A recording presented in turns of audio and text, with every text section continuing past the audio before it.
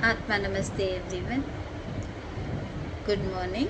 मैं doctor Sunita Nata, Kolkata, India, health and abundance coach, transforming life since 25 years.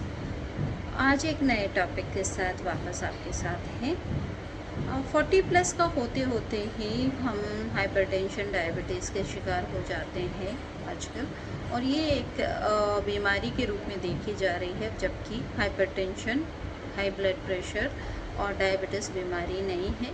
ये बीमार शरीर का सिम्टम है जो हमारा शरीर हमें बताने की कोशिश कर रही है। जैसे हाइपरटेंशन है, इसका मतलब आपका पोर्टल वेन या फिर हार्ट फंक्शन वीक हो रहा है, प्रेशर ज़्यादा लगाना पड़ रहा है लिवर या हार्ट को ब्लड को पंप करने के लिए। तो ये बीमारी न होते हुए ये एक सिम्टम है। बीमारी हार्ट और लिवर की है मे बी, या फिर जैसे हम डायबिटीज़ में समझें तो डायबिटीज़ अपने आप में एक बीमारी नहीं है, बीमारी का सिम्टम है। इंसुलिन प्रोड्यूस नहीं हो रहा क्योंकि पैनक्रिया ठीक से काम नहीं कर रहे, इसकी वजह से डाइजेस्टिव जूसेस ठीक से नहीं बन पा रहे हैं, अपना डाइजेस्टिव सिस्टम ठीक से वर्क नहीं कर पा रहा है, डाइजेशन ठीक नहीं हो रही है। शुगर जो हम इंटेक करते हैं फूड में, शुगर डायरेक्ट शुगर ना होते हुए भी आप जो भी खा रहे हो वो शुगर में ही कन्वर्ट होता है।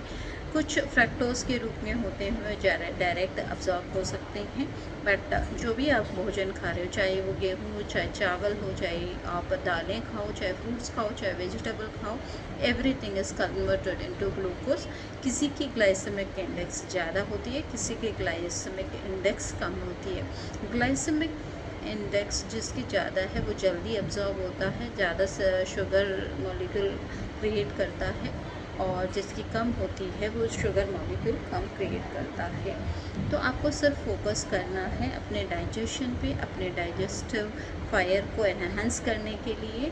और शुरू से ये नहीं है कि आप डायबिटीज़ होने के बाद ध्यान दोगे तो फ़र्क पड़ेगा, मगर आप पहले से ही देना शुरू कर दो, आपके फूड हैबिट्स ठीक रहना शुरू कर दें, और आप पर्याप्त मात्रा में सही तरीके का भोजन कर लें।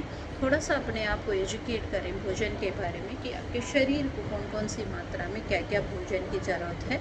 मोटे मोटे तौर पे हम समझें तो भोजन कार्बोहाइड्रेट, प्रोटीन और फैट, 3 कैटेगरी में डिवाइड होता है। उसके अलावा मिनरल्स और विटामिन्स की भी ज़रूरत होती है। मिनरल्स और विटामिन्स बहुत ही कम मात्रा में पर्याप्त होता है। तो ये हमें मिनरल्स और विटामिन्स नट्स और फ्रूट्स में आसानी से मिल जाते हैं। कुछ मिनरल्स और कुछ विटामिन्स हमें मिल्क और मिल्क प्रोडक्ट्स में मिल जाते हैं।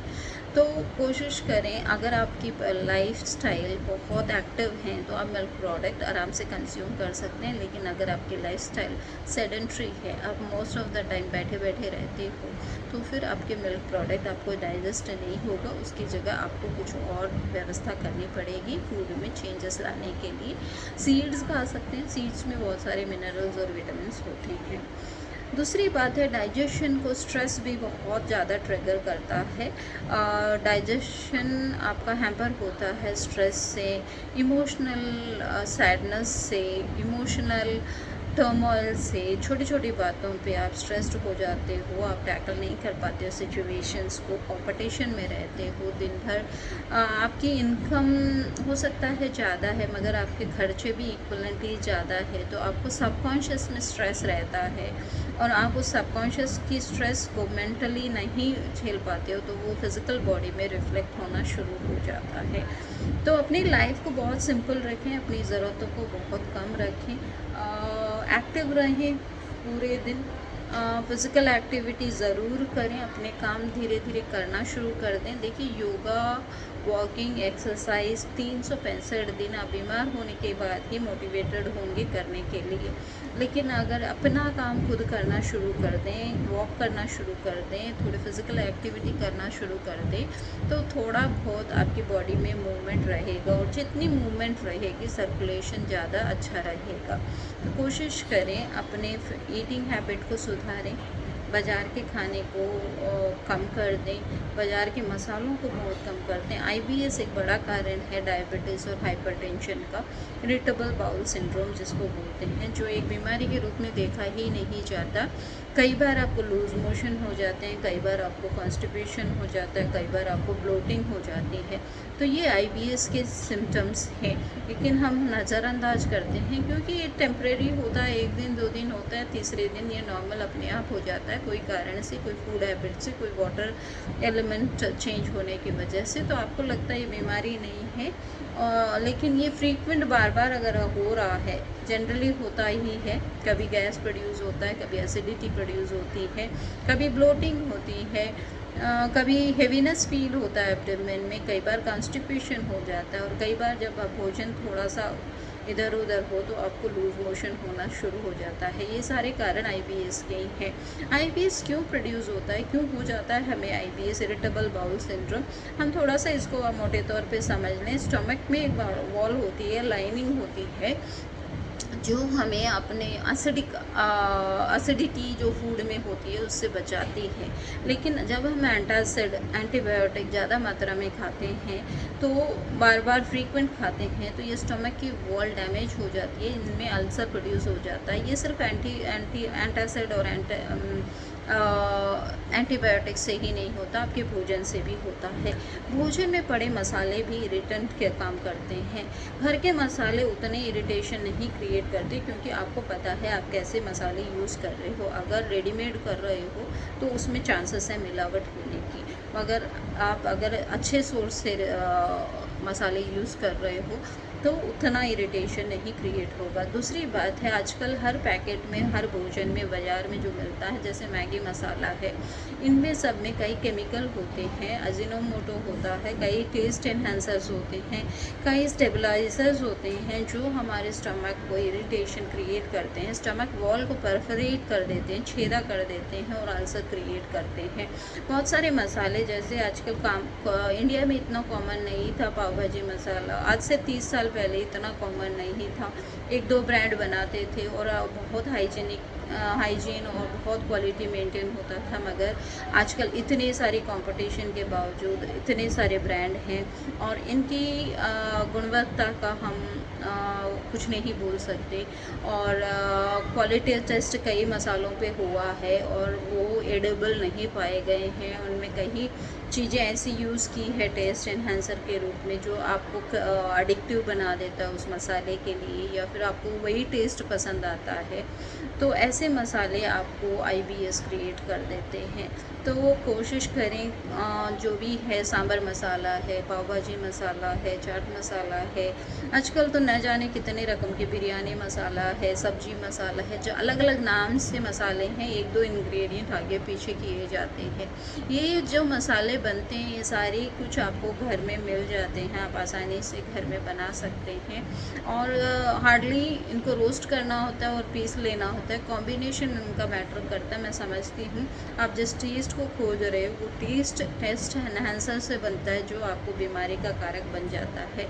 तो कोशिश करें उतना ज़्यादा टेस्ट को इम्पोर्टेंस न देते हुए अपने हाथ से बने हुए मसाले यूज़ करें, अपने घर में बने हुए मसाले यूज़ करें, कम से कम बाज़ार का, मार्केट का प्रोडक्ट्स यूज़ करें। सॉसेस है, बहुत तरह के आजकल सॉसेस अलग अलग नाम से आ गए हैं, हालांकि इंग्रेडिएंट एक जैसे ही होते हैं, टोमेटो, चिली, विनेगर और या फिर गार्लिक या अनियन, ऐसा कुछ ऐड करके अलग अलग कॉम्बिनेशन में थोड़ी मात्रा में चेंज करके अलग अलग नामों से ये मार्केट होते हैं। और इनमें जो रेड चिली यूज़ होती है वो काफ़ी इरिटेंट क्रिएट करती है, इरिटेशन क्रिएट करती है आपके स्टमक लाइनिंग पे, आपके इंटेस्टाइन की लाइनिंग पे।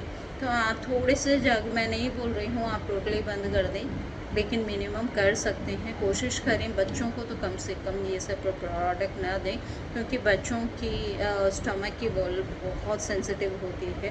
तो कोशिश करें, बड़े धड़ल्ले से बच्चे आजकल मैगी और बहुत कुछ मसाले बाज़ार के खाते हैं, चिप्स खाते हैं, इन चिप्स में भी जो मसाले यूज़ होते हैं, the so called cheese powder, उसमें भी जो मसाले यूज़ होते हैं, जो चीज़ यूज़ होती है, एग्जैक्टली चीज़ नहीं होती है, फ्लेवर्स जो ऐड होते हैं इन चीज़ मसालों में।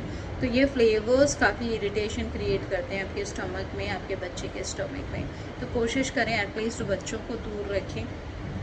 जितना मिनिमम हो सके उतना मिनिमम करें। आईबीएस दूर होने से आपका डायबिटीज़ भी कंट्रोल हो सकता है। आपकी फ़िज़िकल एक्टिविटी बढ़ने से आपका डायबिटीज़ शुगर लेवल भी डाउन हो सकता है। आपका हाइपरटेंशन नॉर्मलाइज हो सकता है। आपकी फूड हैबिट जब ठीक रहेगी तो ब्लड का फ्लो ठीक रहेगा, ब्लड की केमिस्ट्री ठीक रहेगी, और जब केमिस्ट्री ठीक रहेगी तो ब्लॉक्स एंड क्लॉट्स नहीं होंगे, और क्लॉट्स एंड ब्लॉट्स नहीं होगा तो फ्लो ईजी होगा, सर्कुलेशन ईजी होगी, तो हाइपरटेंशन की भी शिकायत दूर हो जाएगी। थायराइड जैसी बीमारियां भी ट्रिगर्स होती हैं कई केमिकल्स की, जहां आपके थ्रोट को इन्फेक्ट करते हैं। स्टमक एनर्जी आपके थ्रोट तक जाती है और वहाँ हीट प्रोड्यूस कर देती है, तो थायराइड इन्फ्लेमेट हो जाता है, और आपका इन्फ्लेमेशन की वजह से थायराइड फंक्शन बहुत लो हो जाता है या हाइपर हो जाता है। तो अकॉर्डिंगली आप चेक करें, अपनी लाइफस्टाइल को सुधारें, और कोशिश करें कि ज़्यादा से ज़्यादा घर का बना भोजन खाएं। मैं नहीं बोल रही हूँ बाहर खाना मना है, कभी कभार बाहर रहने की परिस्थिति में आप एंजॉय करें, गिल्ट में उसे ना खाएं। जब आप गिल्ट में खाते हो तो फिर वो ज़्यादा रिएक्ट करता है आपकी बॉडी में।